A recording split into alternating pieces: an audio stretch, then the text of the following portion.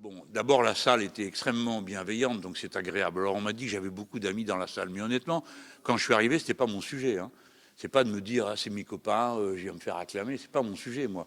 Mon sujet, c'est que je rencontre des gens qui sont de haut niveau de culture. Enfin, on peut le supposer. En tout cas, ils sont pas là par hasard.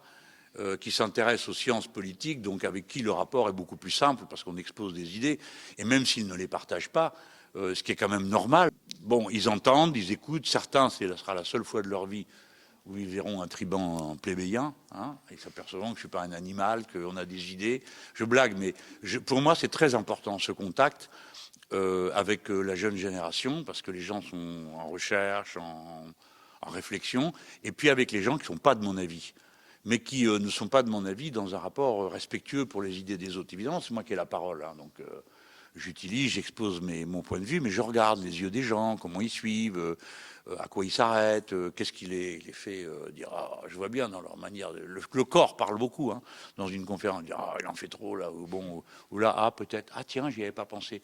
J'aime bien il reste en moi quelque chose de propre.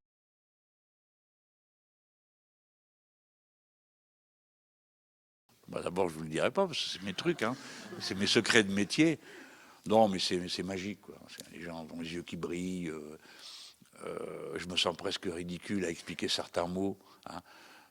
Bon, parce que les gens connaissent la définition aussi bien que moi, mais d'habitude, quand je dis anthropocène, anthropos, l'homme, scène, la période, bon, d'habitude, je le fais toujours parce que j'aime pas les orateurs qui abasourdissent les autres.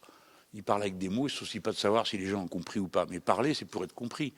Bon, évidemment, vous faites ça à Sciences Po, il y a tout le monde à la banane, genre, tu crois qu'on t'a attendu pour le savoir? Bon, c'est clair que des fois, il y a des petits moments comme ça. Mais globalement, c'est un beau moment, parce qu'il y a beaucoup de sourires, beaucoup de... Puis il y a des visages, quand ils écoutent, on les voit, on ne sait pas si c'est qu'ils se ferment ou qu'ils réfléchissent intensément. Mais de ma tribune, moi je regarde tout ça, parce que comme tout le monde le sait, j'entends mal. Donc ça a développé en moi une capacité à communiquer, la communication extra-langagière, méfiez-vous. Je lis sur les lèvres et sur les plissures des yeux. Donc je sais ce que vous pensez. Puis j'aime bien que vous ayez ça, parce que la prochaine fois, ça va être quelqu'un d'autre qui va venir.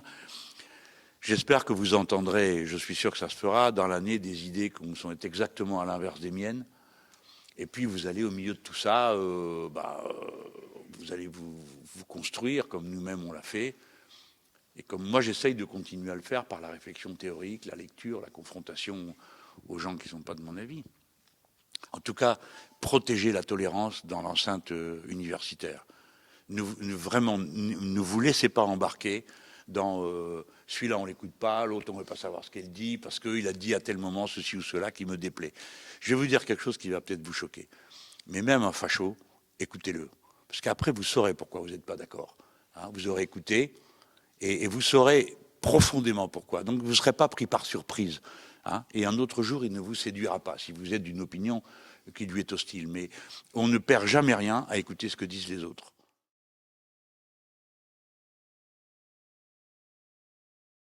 C'est clair, parce qu'on nous avait dit que le cycle de rupture avec le néolibéralisme était interrompu, que on parlait d'une sorte d'effet balancier qui revenait de l'autre côté.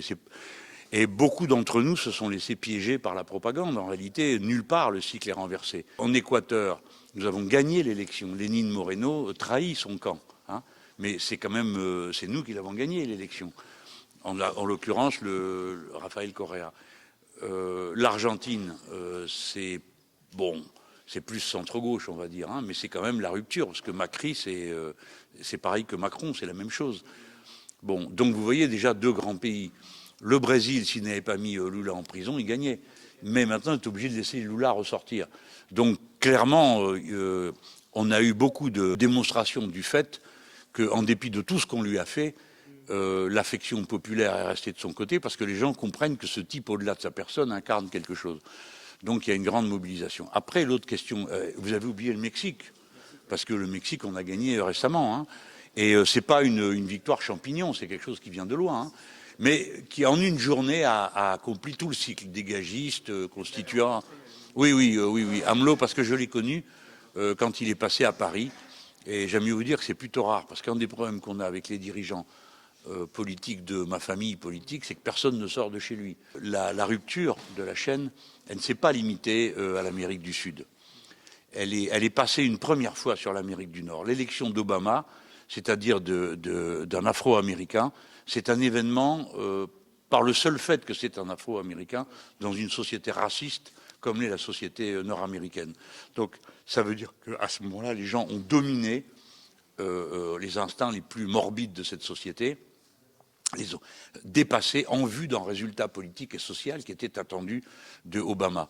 Et la preuve que c'était bien une vague, c'est qu'on en a retrouvé la réplique à la première campagne de Bernie Sanders, alors qu'il a été totalement invisibilisé par les médias dominants nord-américains, et que l'appareil démocrate qui était pourri jusqu'à la moelle, avec la famille Clinton qui est vraiment ce qu'il y a certainement de plus méprisable dans cette variété. En attendant, là à nouveau le débat dans le parti démocrate, évidemment le système essaye de passer Joe Biden, hein. À mon avis ils vont pas y arriver. Mais l'autre qu'ils ont trouvé, c'est Elizabeth Warren, hein, pour essayer de contrer sur la gauche, mais ça fait une gauche raisonnable, responsable, pas des sauvages comme Sanders, Mélenchon et tout ça. Bon, bref. Puis nous, en plus, aux États-Unis, on a une réputation effroyable, les Français, hein, parce que la bêtise moyenne politique, du personnel politique, est mais profondément, pardon, mais anti-française. Madame Clinton, dans le débat avec Sanders décrit un système de sécu, et elle lui dit, elle prend un air indigne, elle dit, mais monsieur Sanders, nous ne sommes pas en France, hein. Pour elle, la France est une espèce d'enfer communiste, parce qu'on a la sécurité sociale.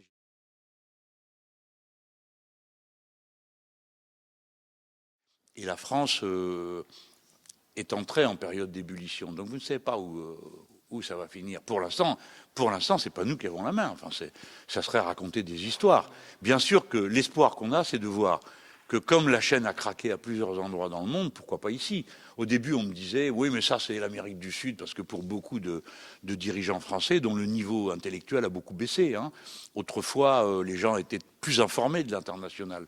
Aujourd'hui, c'est pitoyable, leur niveau de connaissance. Je parle des gens de gauche, hein. Donc, il faut savoir se rendre compte que nous sommes totalement assiégés. C'est pas la première fois, hein. Toute l'Europe de l'Est est passée à la droite et à l'extrême droite. Nous sommes détruits en Italie. Et c'est la zone latine qui reste accrochée avec quelques positions fortes. Moi, je leur ai fait la peur de leur vie parce que, bon, presque 20% dans un pays du centre du capitalisme, c'est horrible quoi, pour eux, hein. Bon, je le comprends d'ailleurs, hein. Ils n'ont pas tort de penser qu'avec moi, c'est le début de la fin pour eux. Mais c'est pour dire, il y a beaucoup de ces tensions, mais on doit être lucide. Le rapport de force n'est pas en notre faveur. Et cette injection forcée de racisme dans les têtes, cette volonté, cet acharnement à transformer, à mettre sur le devant de la scène un problème que les Français ne ressentent pas comme ça, hein. C'est aussi parce qu'ils veulent expulser la question sociale du cœur du débat, parce qu'ils savent qu'elle est extrêmement dangereuse.